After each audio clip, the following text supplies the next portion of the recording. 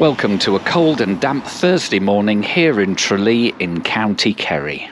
Tralee marks the end of the South Kerry line from Mallow, but as we walk up it's clear that was not always the case. Well, this doesn't look much like a terminus station, and the disused signal box across the road clearly displays how the line used to continue on from here in the past. Tralee Station is definitely a stocky building, and it's still doing sterling service for the good people of Tralee. On entering, here's a picture of Roger Casement, after whom the station was named in 1966. It also has a staff ticket office, some ticket and refreshment machines, public toilets, and plenty of space to hang around and wait. And out beyond the barrier, here comes our Class 22,000 working in for what is going to be the second train of the day to depart from Tralee. This two-platform station was obviously once a bustling junction station, and it's nice to see the old destinations are commemorated on the wall opposite. Oh, look, there's a handy map here, so let's trace out the route with a finger.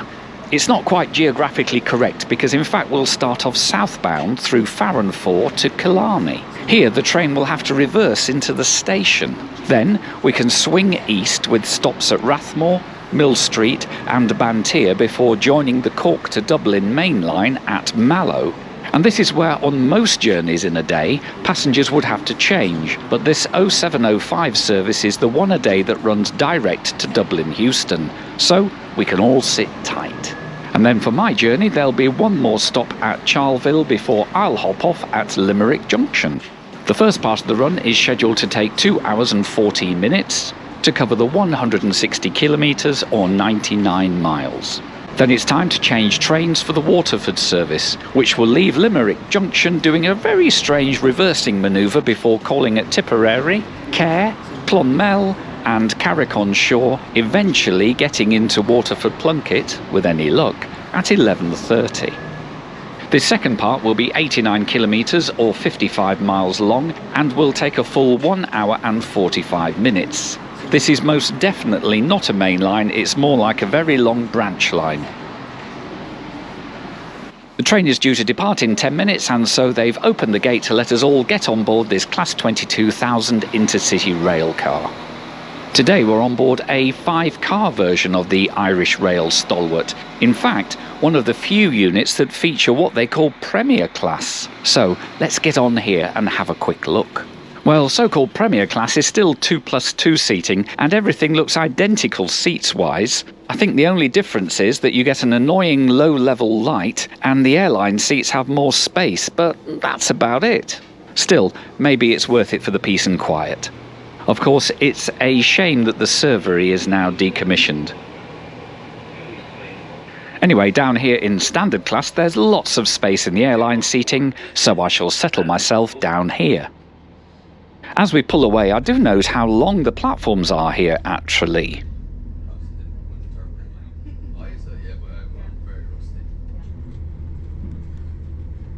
We get to Faranfore on time and some more people join us. I can imagine this train is popular as it gets you into Dublin at 10:45, and you don't have to stand around in the cold at Mallow changing trains either.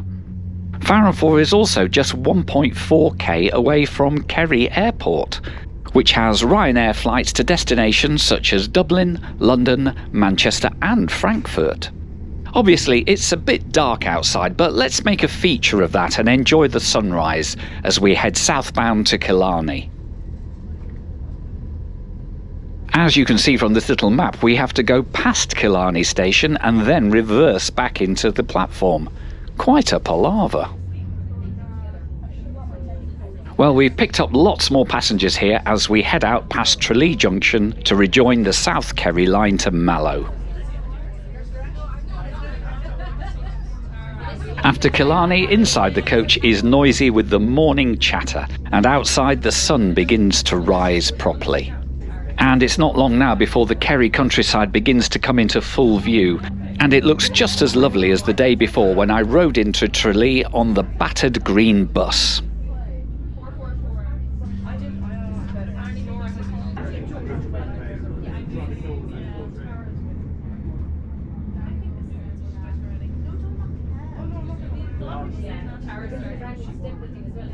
Rathmore marks the last stop in County Kerry. On leaving the station, we'll soon be passing into County Cork.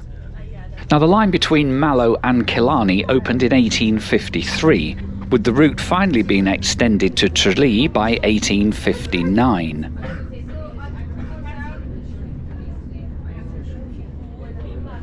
There's not much to see at Mill Street Station this morning, but it must have been a hive of activity back in 1993 when the town hosted that year's Eurovision Song Contest at the nearby Green Glens Arena. Incidentally, the arena has also hosted bands such as Pearl Jam, The Prodigy, and of course, Westlife.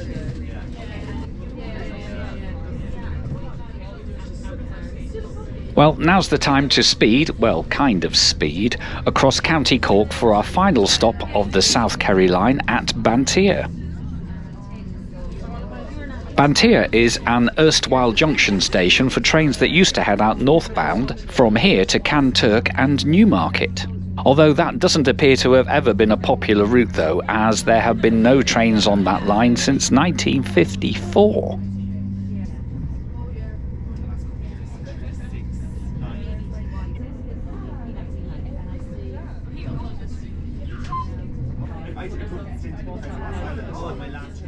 Well, with the sun getting stronger now, the fields and the hills are coming more into view.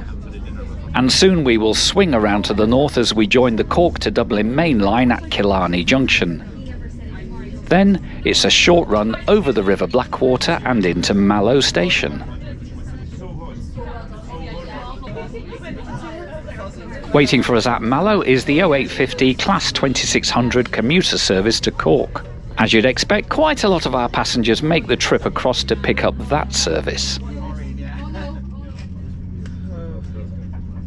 Now we're looking east directly into the dawn, but doesn't it look wonderful? So let's just sit back and enjoy more of these sun-drenched Irish fields.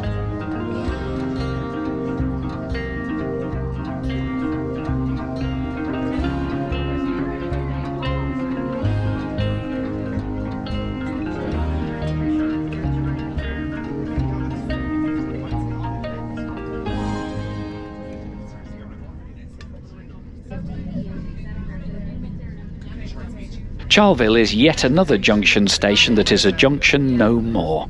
From here there used to be a direct line going north to Limerick, but this closed in 1976. Charleville also marks our departure from County Cork into County Limerick.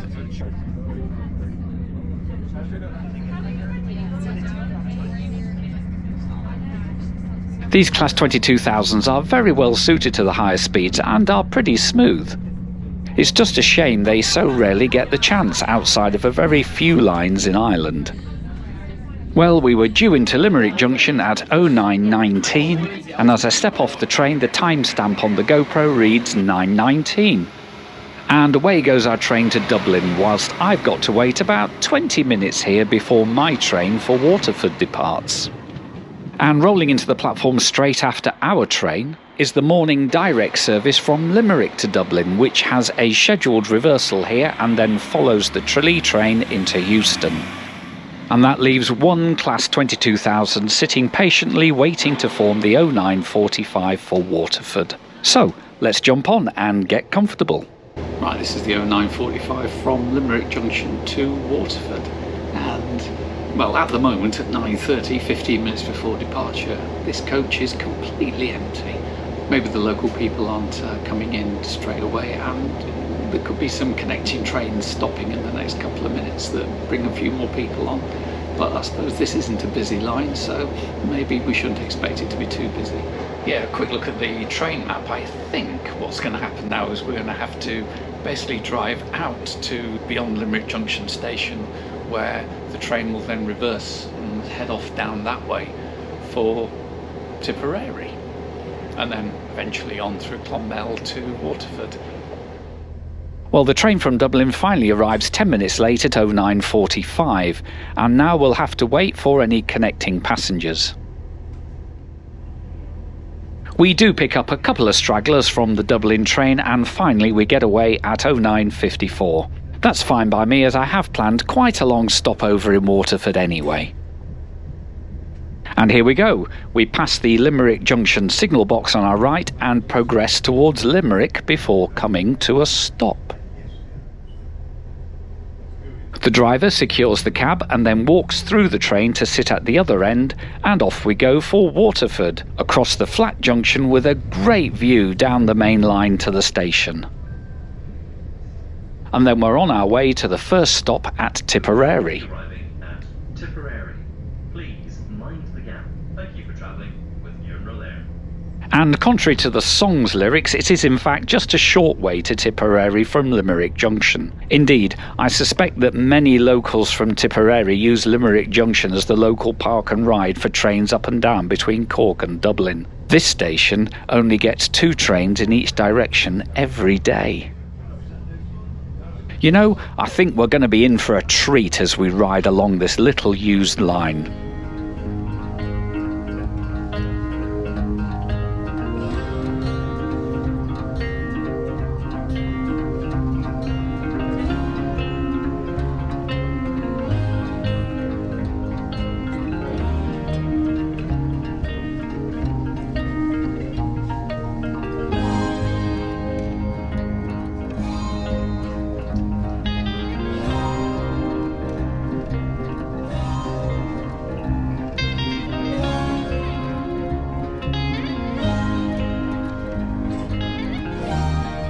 Care is where we first meet our new travelling companion, the River Suir. The Waterford to Limerick Railway constructed this line between 1848 and 1854. Tipperary station opened in 1848, but to get to Care, the line had to cross the Care viaduct over the River Suir, which was not completed until 1852.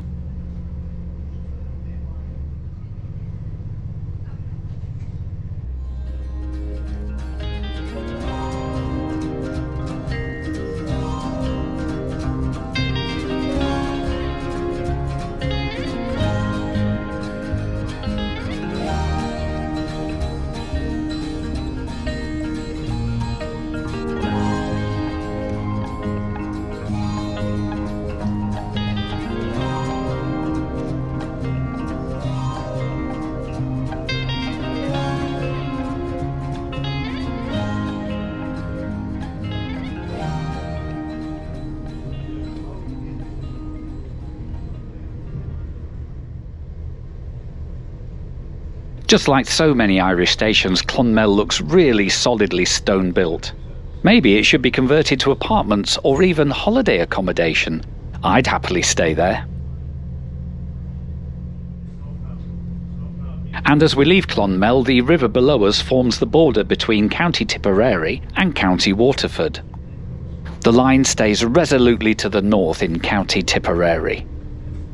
This really is the best morning ever to enjoy this route. It truly is a delight. The valley of the Suir with the hills behind makes for a great scenic run. This is actually far better than I could ever have hoped for.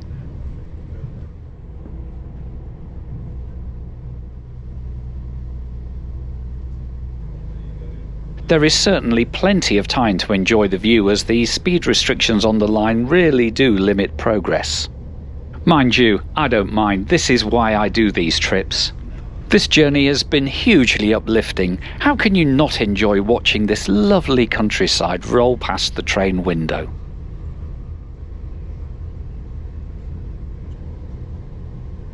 We will shortly be arriving at Carrick-on-Shore.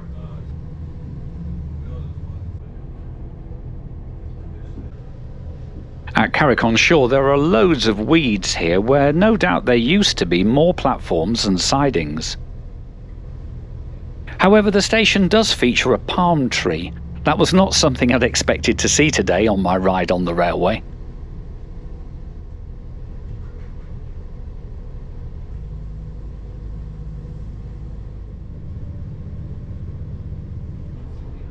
Beyond Carrick, the River Lingorn, if that's how it's pronounced, marks the end of County Tipperary, and we roll on into County Kilkenny. I also take that as my cue to slide across to get a look at Tibrofny Castle. Oh, and do put me right on that pronunciation too. As we approach Waterford, let's just talk tickets. Well, I bought mine about 6 weeks in advance and paid a very reasonable €15.16 for the whole 4.5-hour journey. Maybe it's not the fastest way between the two places, but to my mind, it's definitely been the best.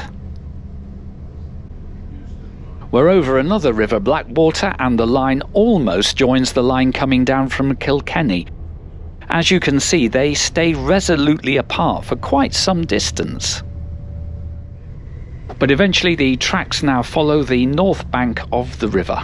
And this magical ride ends as we slow down to draw into the one remaining platform at the much reduced Waterford Plunket station. A station which incidentally will be shortly replaced with one that's been built just a little way down the line. But more of that in the next video.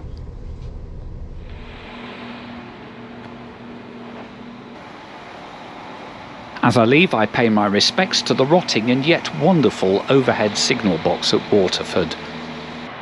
And then it's time to make my way out through Plunket Station.